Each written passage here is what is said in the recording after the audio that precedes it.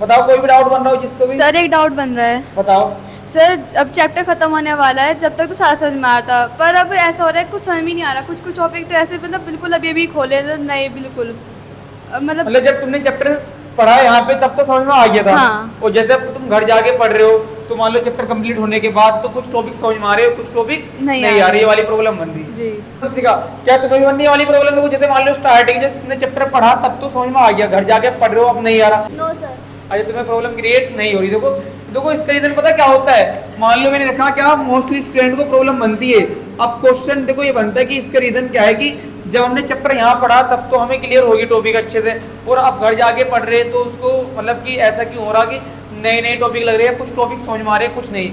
लेकिन देखो ये प्रॉब्लम सबके साथ तो होती नहीं, कुछ ही स्टूडेंट के साथ होती है। तो इसका रीजन देखो क्या है? इसका रीजन देखो ये होता है क्या, अब तुमने कोई टॉपिक पढ़ा यहाँ पे, अब टॉपिक पढ़ा, देखो एक तो यह टॉपिक तुमने पढ़ा समझ में आ गया, तुम्हें टॉपिक जो भी टॉपिक पढ़ा समझ में आ गया। अब घर जाके अगर तुमने आज पढ़ा और आज ही रिवाइज कर लिया, रिकैप कर लिया, तो देखो माइंड में तुम्हारे तो क्या मेमोरी बनी रहती है उसकी, तो वो इजी हो जाता है पढ़ना। अब मान लो तुमने सपोज करो क्या टॉपिक मैंने आज एक्सप्लेन किया, मान लो सलोनीस को पढ़ रही 20 दिन बाद 10 दिन बाद, तो बताओ खुद सोचो जब कुछ लेट पढ़ते कुछ टाइम बाद पढ़ते तो बताओ जो टॉपिक भले कितने भी अच्छे से हमने पढ़ाओ तो क्या होता है देखो मेमोरी से क्या होता है डिलीट होने लगता है, माइंड से थोड़े बहुत टॉपिक क्या होता है डिलीट हो जाता है, और डिलीट होने के बाद ये वाली प्रॉब्लम हमें क्रिएट होने लगती है। तो देखो जरूरी क्या है, जो टॉपिक तुमने अभी पढ़ा उसे तुरंत साथ के साथ ही क्या कर लो, रिकैप कर लो घर जाके। अब अगर रिकैप नहीं करते तो उनके साथ उन स्टूडेंट के साथ ये वाली प्रॉब्लम बनती रहती है क्या कि जब ट्यूशन में पढ़ रही तब तो हमें टॉपिक अच्छे से क्लियर हो रहा है, लेकिन जैसे ही आफ्टर 10 डेज या 20 डेज तो या एग्जाम टाइम तो देखो वो टॉपिक हमें अच्छे से क्लियर नहीं हो रहे, जबकि हमें आते भी तो अब हमें समझ में नहीं आ रहे, नए नए लग रहे।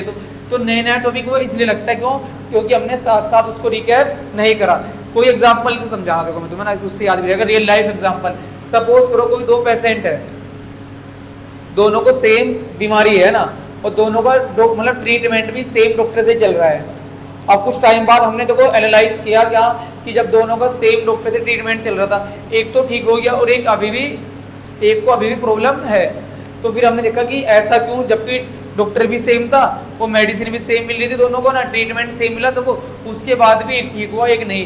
तो बाद में जब हमने देखो वहाँ पे नोटिस किया एनालाइज किया तो प्रॉब्लम पता क्या बन रही थी, जो एक था पेशेंट उसने तो क्या वो टाइम टू टाइम मेडिसिन ले रहा था ना, टाइम के अकॉर्डिंग ले रहा था अपना, और जो दूसरे वाला था वो क्या कर रहा था देखो, वो ये कर रहा था क्या मतलब आज ले ली मेडिसिन और फिर क्या करा, शाम की छोड़ दी या मॉर्निंग की छोड़ दी, फिर अगले दिन ले रहा, कुछ टाइम बाद ले रहा, पता लगा 2 दिन का गैप लिया तब मेडिसिन ले रहा। तो कुछ सोचो जब वो गैप ले रहा था तो बताओ तो क्या उसको आराम लगता वहाँ पे, आराम लगने का नहीं। तो बताओ तो यहाँ भी देखो बिल्कुल सेम यही है कि आप मेडिसिन है, अगर टाइम टू टाइम लेते रहेंगे टाइम के अकॉर्डिंग तो देखो कोई प्रॉब्लम नहीं बनेगी, उसको ठीक हो जाएगा। हिस्ट्री में भी ऐसा होता है क्या, कोई भी टॉपिक है अगर तुम साथ साथ उसको पढ़ रहे हो ना, देखो साथ साथ घर जाके पढ़ोगे तो तब तो कोई प्रॉब्लम क्रिएट नहीं होने की। लेकिन हाँ अगर उन्हीं टॉपिक को तुम कुछ टाइम बाद जाके पढ़ोगे तो ये मान लो प्रॉब्लम क्रिएट होनी है। अरे अब ये टॉपिक है, अगर तुम आज के आज ही घर जाके इसको रिकैप कर लो तो 100% क्लियर हो जाएगा।